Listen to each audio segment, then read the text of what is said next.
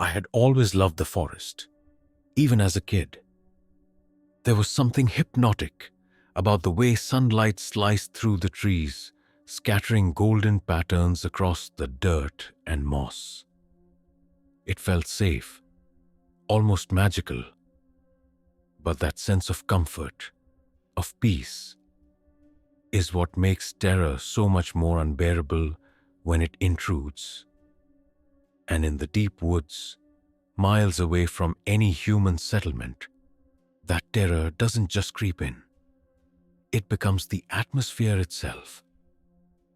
I'm about to share the first of 10 true stories from people who ventured into the middle of nowhere, expecting nothing more than quiet and isolation, only to find that solitude has a dark side, a side that watches, waits, and sometimes strikes. The first story comes from a man named Greg, who grew up in northern Idaho. Greg had always been an outdoor enthusiast. He loved camping alone, hiking remote trails, and living off the grid when he could. One weekend, he decided to explore a stretch of forest that few people ever visited. Maps barely marked the trails, and cell service was non-existent. He set up his small tent beside a creek and spent the evening listening to the water ripple and the distant calls of loons. Everything was perfect, or at least it seemed. As night fell, Greg noticed something strange. The usual nighttime sounds, the rustling of leaves, the calls of owls, the distant howl of a coyote, felt muted. It wasn't silent, but it was wrong. There was a rhythm to the sounds he couldn't place, almost like someone walking in the distance, circling, keeping pace with him without ever drawing nearer. He tried to convince himself it was imagination, the isolation playing tricks on his mind. But then, he heard it, a snap of a branch, much too close. And yet, when he shone his flashlight around, there was nothing. Not a squirrel, not a deer, not even a bird. Hours passed. Every sound became a suspicion. Every shadow a threat. He stayed awake, gripping a small knife, telling himself that if someone or something was out there, he was ready. Morning never came fast enough. When he finally emerged from the tent, the area around his camp showed signs of another presence. Footprints, not human exactly, but heavy and irregular, circled his tent. They were gone before dawn could catch them fully, leaving no trace of origin or destination. Greg left the woods that day, never returning to that trail again. But he never forgot that feeling. The suffocating awareness of being observed, hunted by something that didn't belong to this world. Contrast is what makes these encounters so memorable. The forest, normally a sanctuary, becomes a trap. Its familiar patterns are twisted into a maze of anxiety.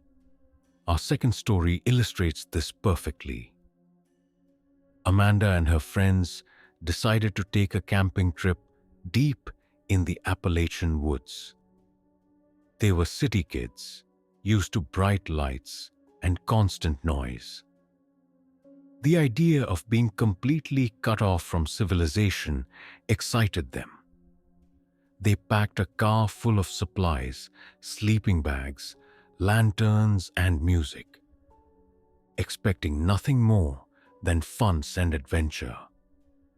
By the second night, the excitement had begun to fade.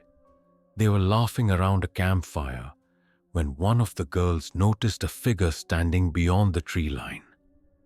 It was a person, or it looked like one, but it didn't move like a normal human. It just stood, perfectly still, almost blending in with the trees. Amanda tried to convince herself it was a deer or some illusion caused by the firelight. But her friends saw it too. The figure disappeared after a few minutes, but they couldn't shake the feeling that something was watching them.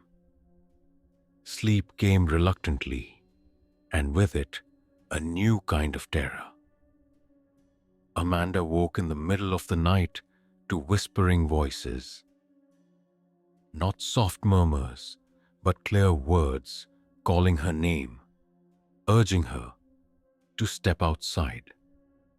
She shook her friends awake, but when they listened, the sound stopped.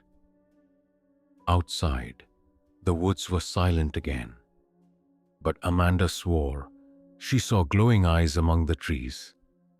They packed up at first light, each one shaken in ways they couldn't explain. The calm of day didn't erase the memory of that night.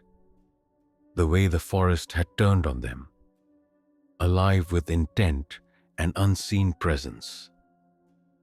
Story number 3 begins in Montana, where a young couple decided to rent a cabin in a remote part of the Rockies.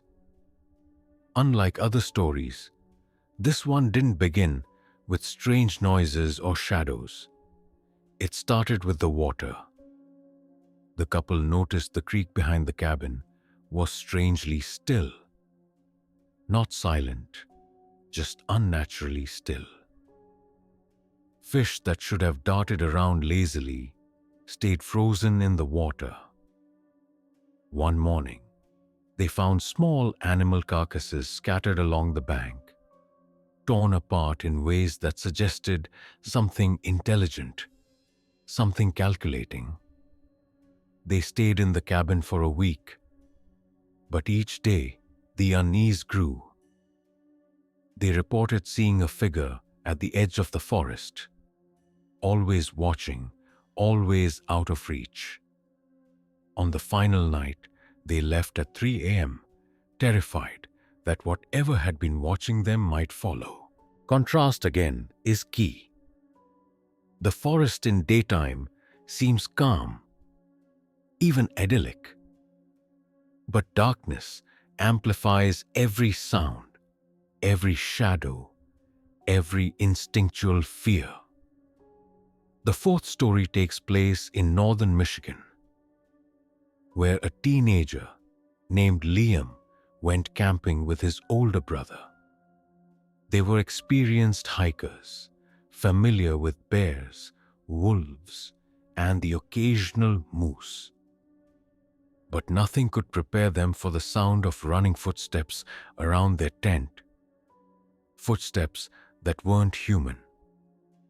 Liam's brother grabbed a flashlight, and for a brief, horrifying moment, they both saw a figure.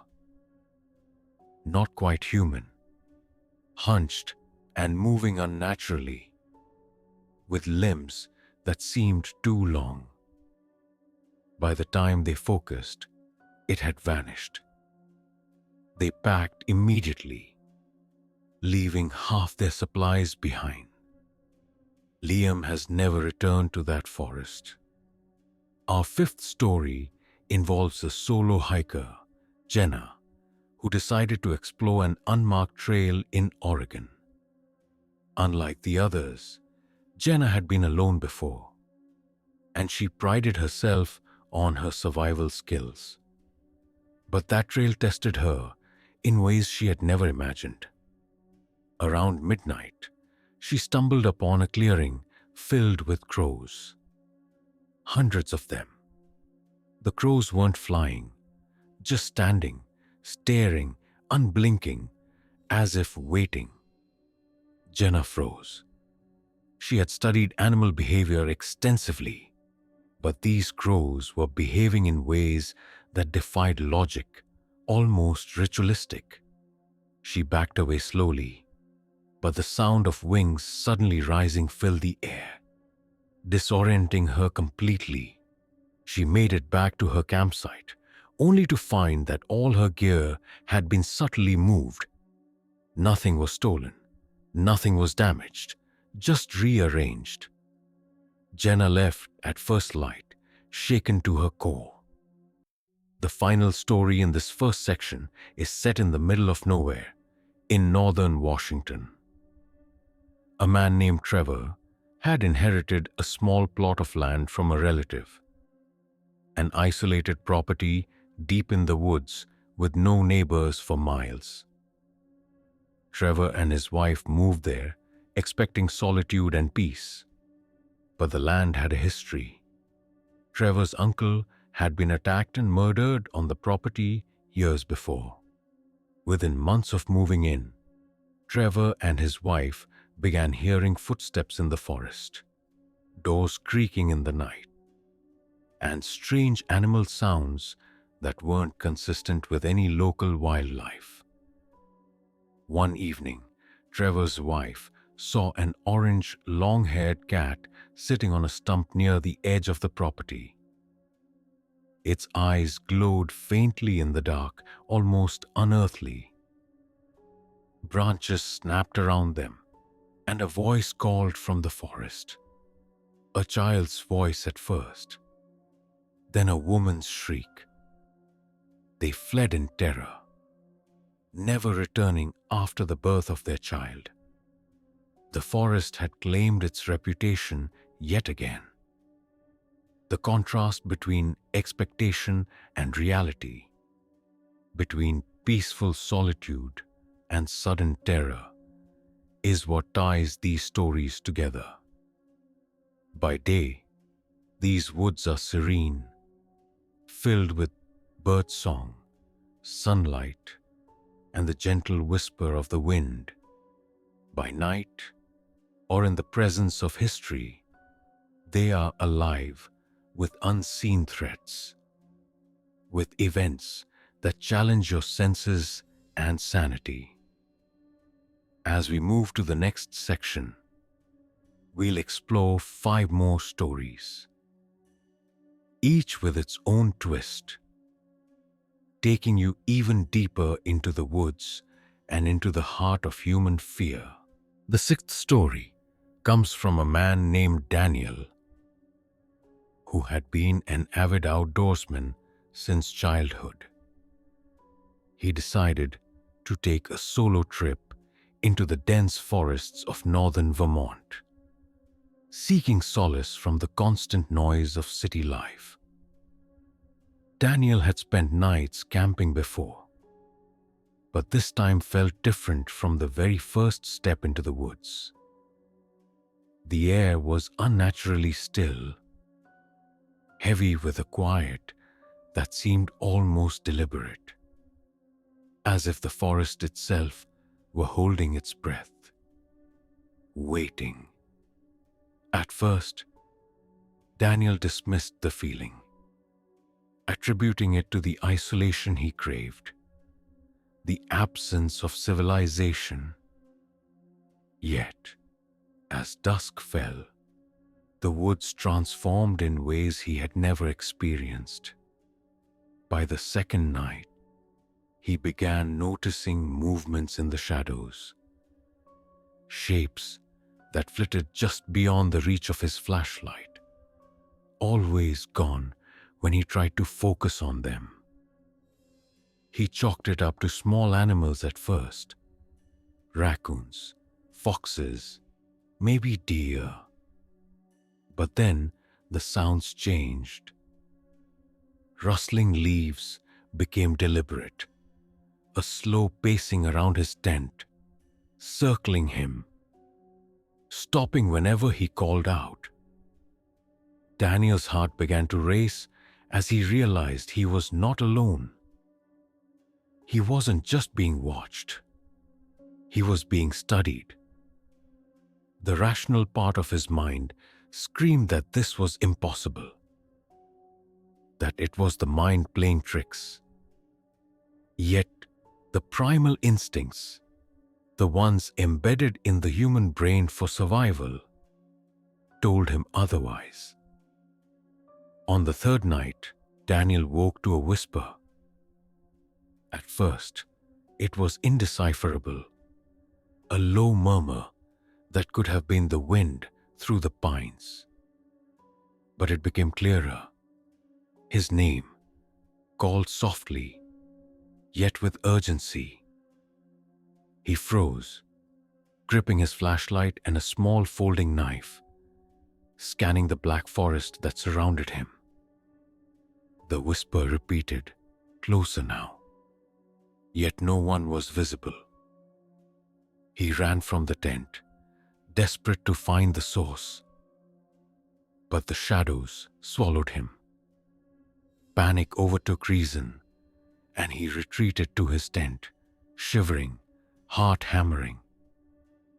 When morning came, he discovered deep indentations in the forest floor, as if someone or something had been kneeling in deliberate observation of his campsite. Daniel left immediately, leaving his gear behind, and vowed never to return. Our seventh story involves a pair of sisters, Rachel and Eliza, who decided to explore an abandoned trail system deep in the forests of upstate New York. They were experienced hikers, but had never ventured this far into the wilderness, where GPS signals failed and maps ended in question marks. The first day was uneventful, filled with laughter and exploration. But as night fell, the woods began to change. Shadows stretched unnaturally long, and the sounds of nocturnal animals were replaced by something else. Snapping branches, the soft crunch of leaves, always at the edge of their vision. Rachel and Eliza tried to convince themselves it was just the forest, the unknown, that heightened their senses. But deep down, they knew something was wrong. The first encounter happened around midnight, when a low guttural growl echoed from a nearby thicket. Both sisters froze, eyes wide, scanning for the source. What emerged was not human, nor fully animal. Its movements were jerky, unnatural, almost as if it were learning to walk, observing their reactions. They held their breath, willing it to vanish. It did, slipping silently back into the shadows, leaving behind an air that felt heavy and alive, as though the forest itself exhaled in relief. Sleep was impossible that night. Every rustle became a threat, every flicker of moonlight a warning. They left the next morning, shaken. But even days later, the memory of that figure haunted them.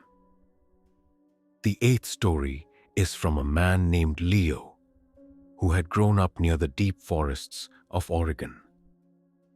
Leo's story was different, less supernatural, yet no less terrifying.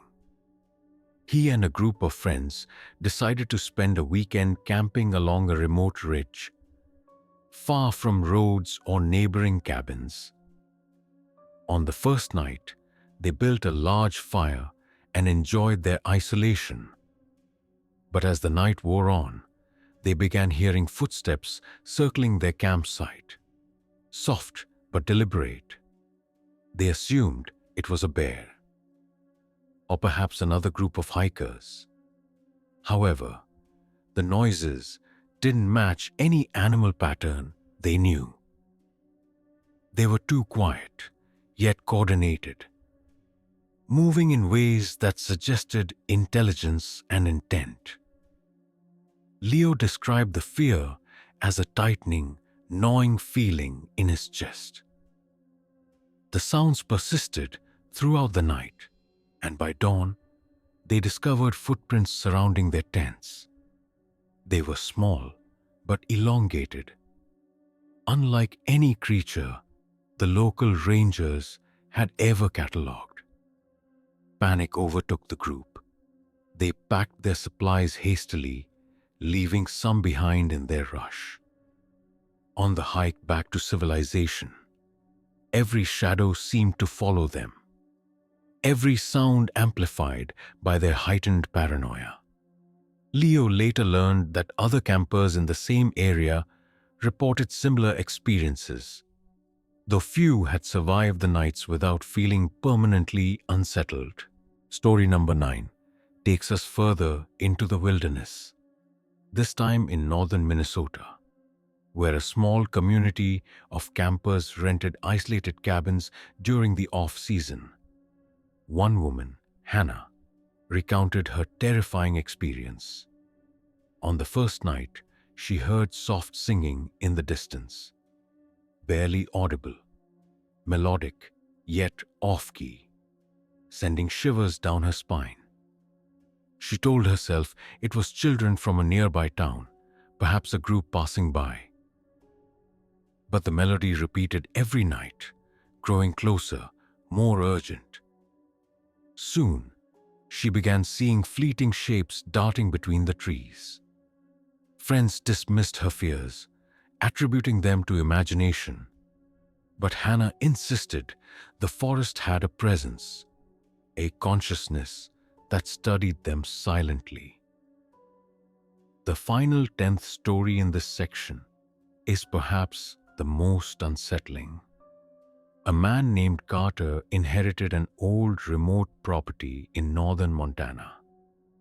The land had been in his family for decades, but no one had lived there permanently for years. Carter and his wife moved in, expecting solitude and calm. Within weeks, unexplained events began. Doors slammed without wind, objects moved from place to place, and strange animal sounds echoed at night. One evening, Carter's wife reported seeing a pair of glowing eyes outside the cabin.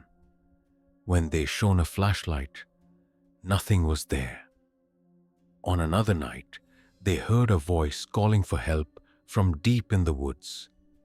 They followed cautiously, lights slicing through the darkness, only to find the forest empty, the ground untouched. The experiences escalated to the point where they could no longer sleep. After months of living in constant fear, they sold the property and moved back to town, the echoes of the forest never leaving their minds. What connects these stories is not just fear, but the contrast between expectation and reality. Every protagonist enters the woods expecting peace, solitude, and the gentle rhythms of nature. Yet, the deeper they go, the more the forest becomes a character in its own right. Capricious, intelligent, and sometimes malevolent. Light becomes dark. Silence becomes a threat. And what is usually calming, the wind through the trees, the distant calls of wildlife, becomes a source of terror. These woods are alive, and they test every instinct, every nerve, every ounce of courage. Transitioning between stories is important. Each tale builds upon the previous, creating a tapestry of dread that grows with each new experience. From Greg in Idaho to Carter in Montana, the pattern is clear. The deep woods, no matter the state or region, have an aura of danger, one that goes beyond the tangible. They manipulate perception, heighten fear, and prey on both inexperience and familiarity. What makes these stories compelling and why they linger in the minds of viewers is the vivid realism. There is no overt fantasy, no mythical creatures with names or lore. Instead, there is subtle, creeping dread. The terror comes from the unknown, the unseen, and the barely explainable, which taps directly into primal human fears. The psychological approach in these stories is deliberate. Each narrative begins in safety, highlighting the contrast between comfort and the sudden intrusion of fear. Isolation is a common factor. The further one is from civilization, the more vulnerable they feel. Sounds, shadows, and subtle movements are amplified in the mind, turning ordinary phenomena into extraordinary threats. This mirrors why people find these videos compelling. The audience is placed in a vicarious state of fear.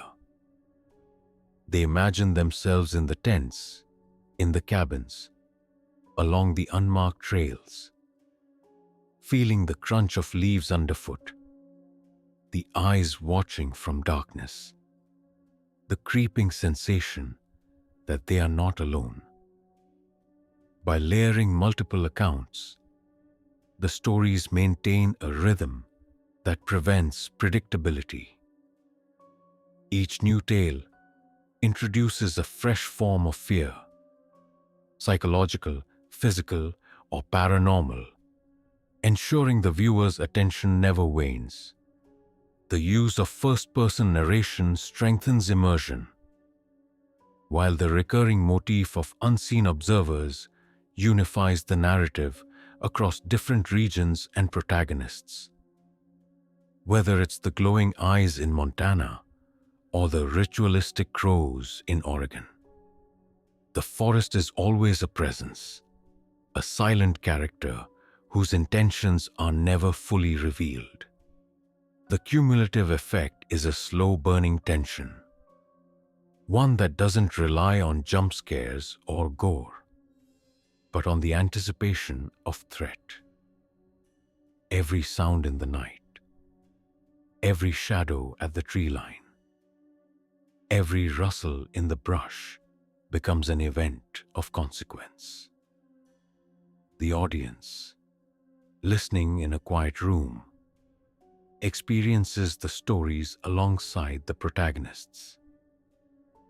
The suspense builds naturally, driven by descriptive language, sensory immersion, and the universal fear of the unknown.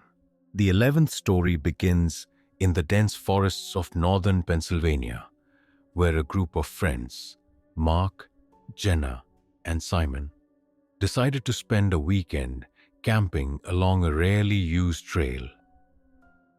They had heard rumors of the forest being haunted, but laughed them off as local superstition.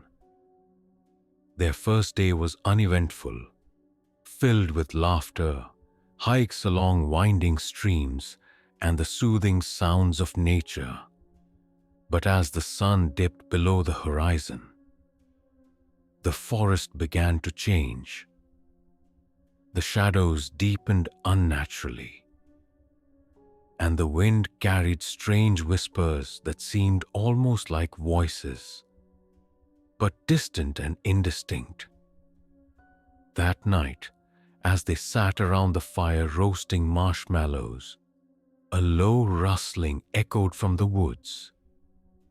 At first, they assumed it was wildlife, a fox perhaps, or a deer, but the sounds grew closer, deliberate and rhythmic. Then, out of the corner of Jenna's eye, she caught a glimpse of a figure standing among the trees, perfectly still. It wasn't human. Or at least it didn't move like a human. Its head tilted unnaturally, and its limbs moved with a strange, jerky motion. Panic gripped the group as the figure vanished as suddenly as it appeared. Sleep became impossible, and the friends stayed awake the rest of the night, listening to the forest hum with unseen life. The 12th story is about a man named Alex who decided to hike alone in the forests of northern Maine. Alex was an experienced hiker and had spent years in the wilderness. He was confident, well prepared, and not easily frightened. However, his confidence did little to prepare him for the events that unfolded. On the first night, he set up his tent beside a stream and listened to the water ripple against the rocks. Everything seemed normal until he noticed the movements of the shadows around his campsite. Trees that had stood silently in the day seemed to shift slightly in the moonlight, and every rustle sounded intentional, like someone or something was pacing him. Around midnight, Alex heard footsteps circling his tent. They were soft, almost inaudible, yet distinct against the forest floor. He shone his flashlight into the darkness, but saw nothing. The footsteps paused, then continued, following an invisible path around him. When dawn arrived, he discovered deep, unnatural indentations around his tent, forming a pattern that didn't match any animal he knew. Terrified and unnerved, Alex left the forest immediately. He never returned to those trails, and even years later, he could still feel the oppressive weight of that night pressing down on him in memory. The 13th story is set in the remote mountains of West Virginia, where a young couple, Tom and Lily, rented a small cabin to escape the city. The first day was idyllic. Birds sang, the creek babbled, and the air smelled fresh and piney. By evening, however, they began to notice subtle signs of disturbance. Their belongings were slightly moved from their original positions, and the floor outside the cabin showed footprints that vanished into the forest with no clear origin. By the second night, they heard soft voices calling out from the trees. At first, they thought it was other campers, but the sounds grew too strange, too urgent, and then vanished entirely. The couple decided to investigate. With flashlights in hand, they moved cautiously toward the forest edge. The voices stopped as soon as they approached, leaving only the eerie rustle of the leaves and branches above.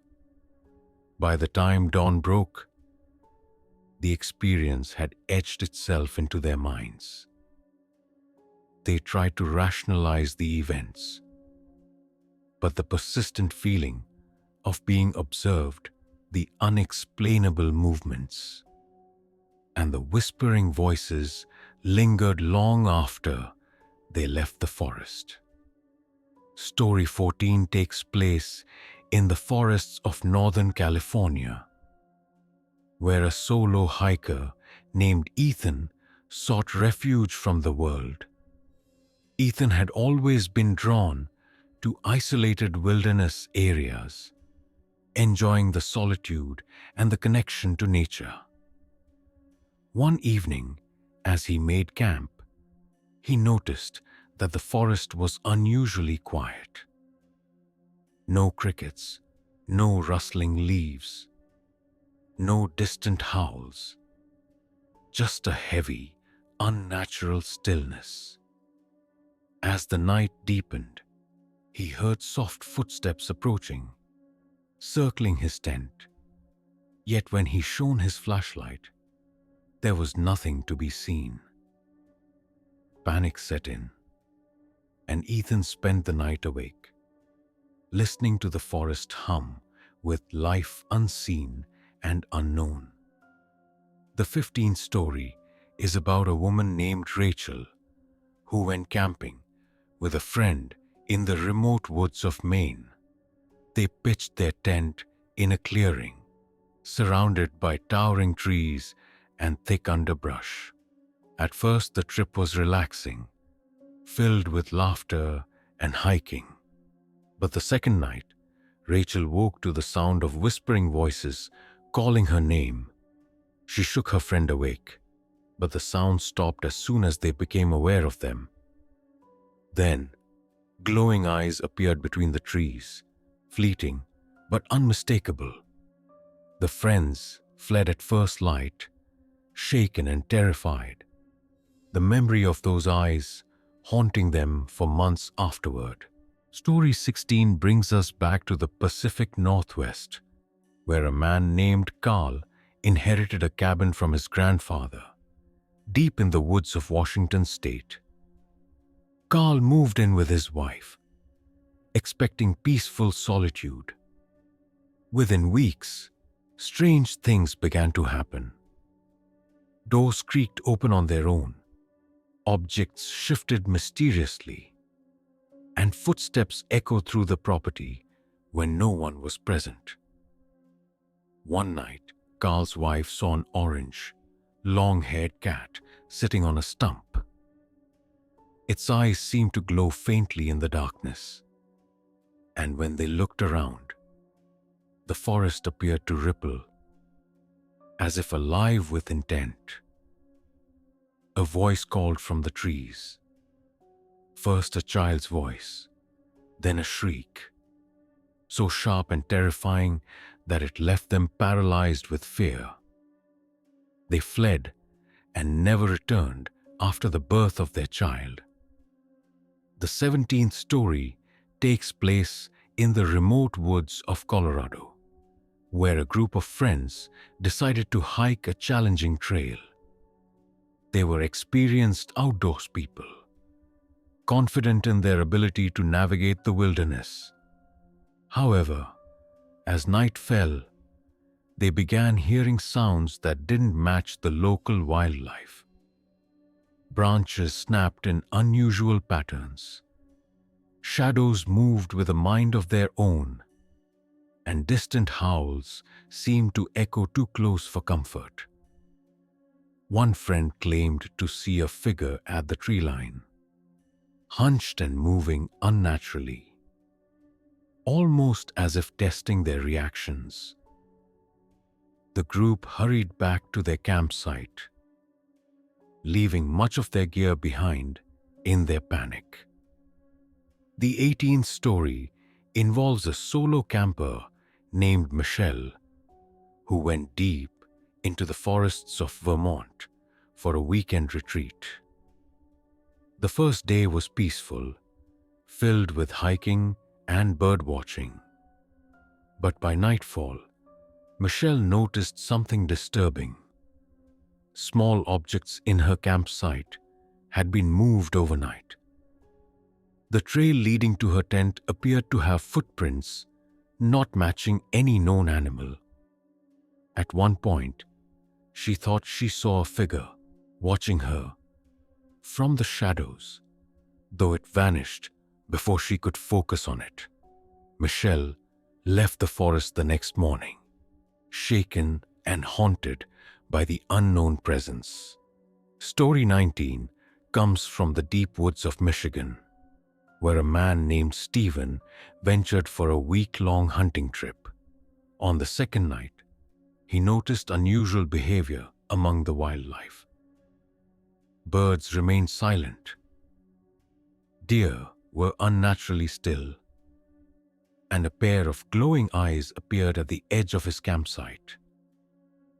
The eyes vanished when he shone a flashlight, but the feeling of being watched never left him. That night, he heard whispers calling his name, urging him to leave. Stephen packed up and left immediately, his confidence in the wilderness forever shaken. Finally, the 20th story is set in the forests of northern Idaho, where a man named Greg returned to a familiar trail, hoping for peace and solitude. Instead, he found the woods transformed, alive with unseen observers. Sounds circled him, shadows shifted unnaturally, and a sense of dread hung in the air. He discovered footprints that defied explanation. Objects moved from their original positions, and most disturbingly, a low voice calling his name from the darkness. Greg left the woods at dawn, never returning. The forest had left its mark, a permanent reminder of the unknown dangers lurking in the middle of nowhere. What unites these stories is the contrast between day and night, safety and danger, expectation and reality. Each protagonist enters the woods seeking peace, escape, or adventure, only to find that the forest has its own rules, rules that humans cannot fully comprehend. The unseen presence, the shifting shadows, the unnatural sounds, all of these elements combine to create an atmosphere of constant tension, a psychological pressure that lingers long after the characters have left. The forest becomes a character in itself, alive, unpredictable, and indifferent to human logic. The storytelling techniques in these accounts are deliberate. By using first-person narratives, the audience is immersed directly into the protagonist's experiences. Vivid sensory details, the rustling of leaves, the sound of footsteps, the smell of wet earth, draw the listener in, making the forest tangible and alive. The pacing alternates between calm, descriptive passages and moments of heightened fear, creating a rhythm that mirrors real-life suspense. This technique keeps the audience on edge, invested in each new twist, waiting for the next revelation. The 21st story is about a young man named Ryan, who ventured into the dense forests of northern Oregon in late autumn. Ryan had always been drawn to isolated trails, craving the quiet that only deep woods could provide. He pitched his small tent near a river, lulled by the gentle sound of flowing water. But as night fell, the forest transformed. The gentle rustle of leaves became a deliberate, almost mocking rhythm. Shadows shifted unnaturally, stretching and shrinking in ways that made no sense. It was as though the forest itself were alive, observing his every move. That first night, Ryan heard a voice calling his name. At first, he thought it was a fellow hiker, lost or in need of help. But the voice was wrong. Too high-pitched, almost ethereal, and it seemed to come from everywhere at once. He grabbed his flashlight and shined it in every direction.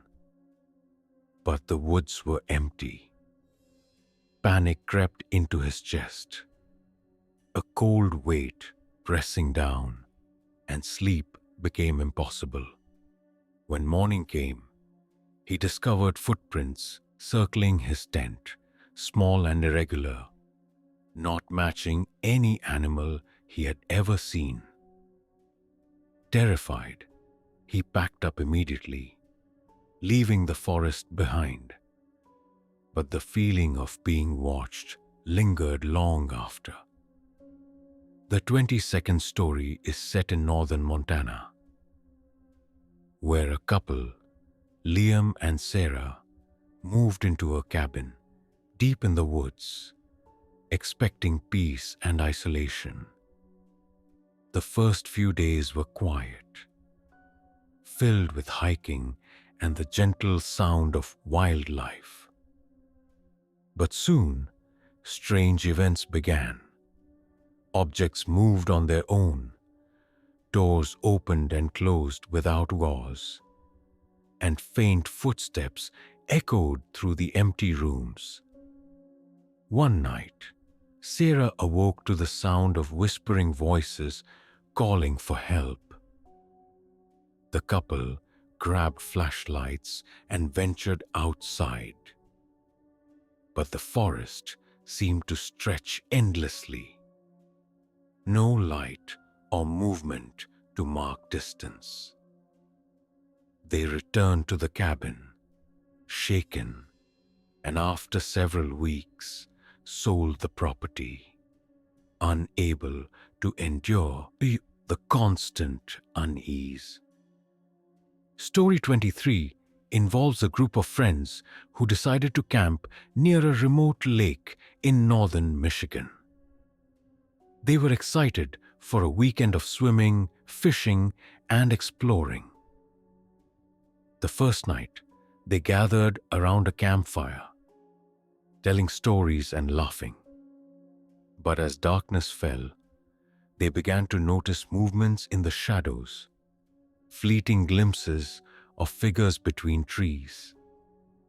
At first, they laughed it off, but the rustling persisted, growing closer, circling their campsite in ways that no human or animal could explain.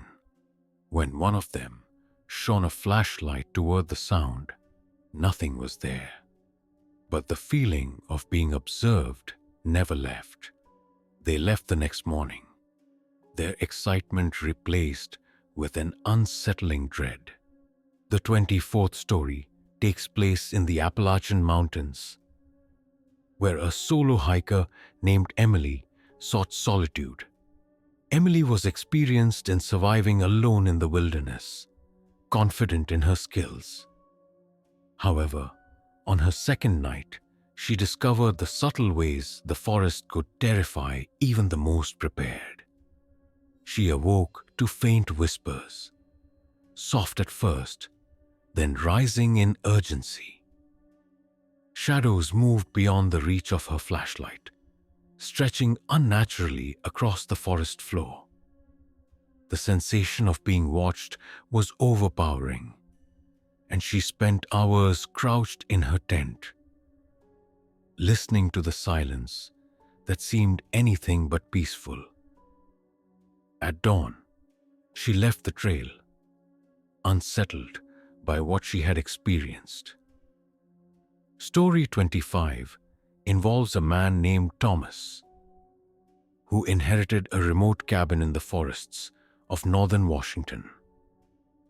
Thomas and his wife Claire moved in expecting isolation and calm. But the property had a history of strange occurrences. Within days, objects began shifting inexplicably. Footsteps echoed in empty rooms, and the wind carried sounds that mimicked human voices. One evening, Claire saw a figure in the trees, barely visible, hunched, with glowing eyes that seemed intelligent and calculating. The couple fled the property, never returning. The woods, it seemed, were alive with secrets and intent far beyond human comprehension. The 26th story takes place in northern Idaho, where a young couple, Kevin and Laura, ventured to a secluded forest cabin. They were excited to escape the city and immerse themselves in nature. The first night, they enjoyed a quiet dinner by the fireplace. But as darkness fell, unsettling occurrences began. Branches snapped outside, footsteps echoed around the cabin, and distant whispers called their names. The couple tried to rationalize the events, attributing them to animals or the wind. But the intensity grew with each night, culminating in an encounter where a pair of glowing eyes followed them through the forest, disappearing as soon as they tried to focus on them. Terrified, they left the property, shaken to the core. Story 27 centers on a hiker named Olivia, who traveled to the deep forests of northern Maine. Olivia was experienced, confident in her ability to navigate the wilderness. But on her first night, she awoke to sounds that defied explanation. The rustling of leaves and distant snapping of branches were too rhythmic, too deliberate, as if someone or something was pacing her movements. Shadows shifted unnaturally, and the feeling of being observed became overwhelming. Olivia spent hours awake, gripping a small knife, listening to the forest hum with life unseen. By morning, she left the trail, never returning to that area again. The 28th story takes us to the forests of Northern California, where a man named Eric decided to camp alone for a weekend. Eric had been in the wilderness countless times and prided himself on his survival skills. But these woods were different. At night, he noticed the forest was unnaturally silent, save for the occasional, deliberate snap of a branch. As he tried to sleep, he heard whispers, faint at first, then rising in urgency. When he shone a flashlight toward the sounds, nothing appeared.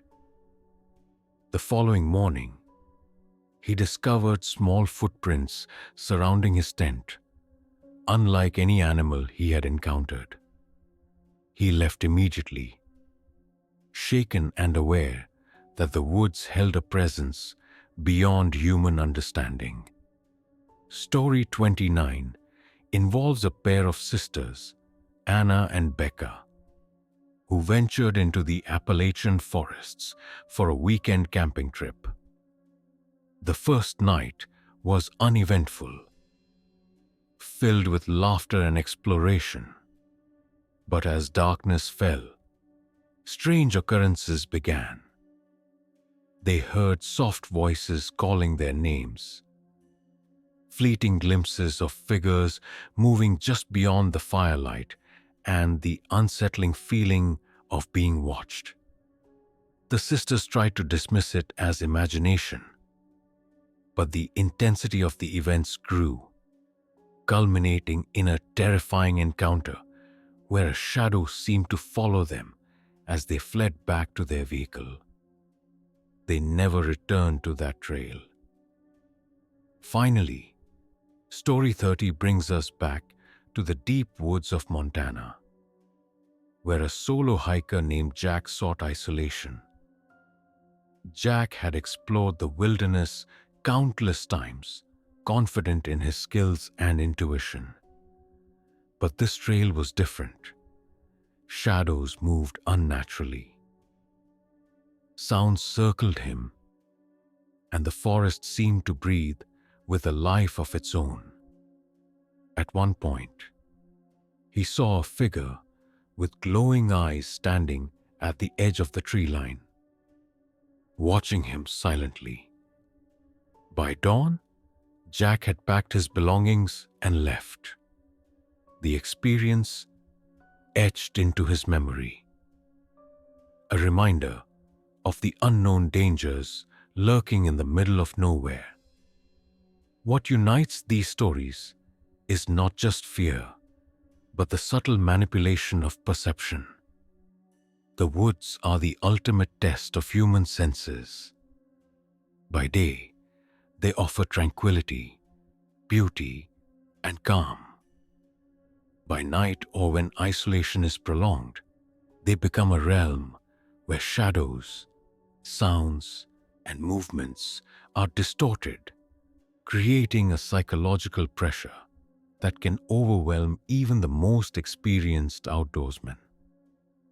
Every step, every glance into the darkness, every rustle of leaves becomes a threat, a test of courage, and a challenge to the mind. These stories rely on contrast framing, the calm before the terror, the peaceful day juxtaposed against the unnatural night, the ordinary hiker facing extraordinary circumstances. This technique amplifies suspense and creates a rhythm that keeps the audience engaged. By alternating between first-person immersion and detailed environmental description, the listener experiences the fear vicariously, feeling the tension as it builds and anticipating the unknown. In addition, the use of unexplained phenomena, from whispering voices to glowing eyes, to footprints that defy logic, triggers the audience's imagination. Unlike jump-scare horror or overtly supernatural plots, these narratives rely on suggestion, subtlety, and the fear of what cannot be fully seen or understood. The unknown is far more terrifying than the known, and these stories exploit that principle expertly. Even after leaving the woods, the stories linger. The shadows, whispers, and unseen eyes follow long after. The campers, hikers, and homeowners return to civilization. The forests, though beautiful by day, have a memory, a presence that persists in the minds of those who dare to venture too far. Every rustle in the corner of your eye, every snap of a twig in the dark can evoke that same primal fear. The realization that the world beyond the beaten path is not entirely ours. These tales remind us that nature, while stunning, is unpredictable and powerful. The middle of nowhere is rarely empty. Something watches, listens, and waits. And when night falls, it reveals its true character. Alive, indifferent, and sometimes dangerous. As you drift off to sleep, remember this. The forest may seem peaceful, but in its depths, stories like these unfold every day, just beyond the reach of your flashlight.